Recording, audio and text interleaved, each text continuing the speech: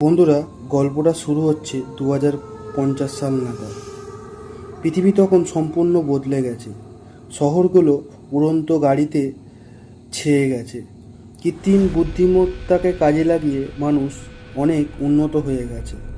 কিন্তু হঠাৎ একদিন পৃথিবীর আকাশে ফুটে ওঠে এক অচেনা আলো। আলফা সিগন্যাল নামে এক নক্ষত্রপুঞ্জ থেকে আগত এলিয়েনরা পৃথিবীতে এসে নামে। তাদের দেহ ছিল ধাতব, শক্ত, চোখগুলো লাল আর কণ্ঠস্বর ছিল যন্ত্র সদৃশ্য। তারা নিজেদের পরিচয় দেয় ঝাড়খান্ড জাতি।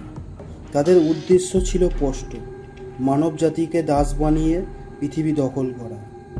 ঝাড়খান্ডরা এসেই হামলা চালিয়ে দেয় শহরে। পরমাণু অস্ত্র পর্যন্ত তাদের কিছু করতে পারছে না। তাদের প্রযুক্তি এতটাই উন্নত ছিল যে মানুষের সফল ডিফেন্স সিস্টেমকে অকেজো করে দিয়েছে। এই পরিস্থিতি যখন জানাজানি হয়, তখন এই সংকটের সামনে আসে বিজ্ঞানী রাহুল সেন। তিনি আবিষ্কার করেন এক বিশেষ তরঙ্গ, নিউরন রেজোন্যান্স পালস, যা কেবল ঝাড়খান্ডের মস্তিষ্ককে প্রভাবিত করতে পারে। কিন্তু তার আবিষ্কারের জন্য ছিল একটি জিনিস: ঝাড়খণ্ডের মস্তিষ্কের জৈব কণা।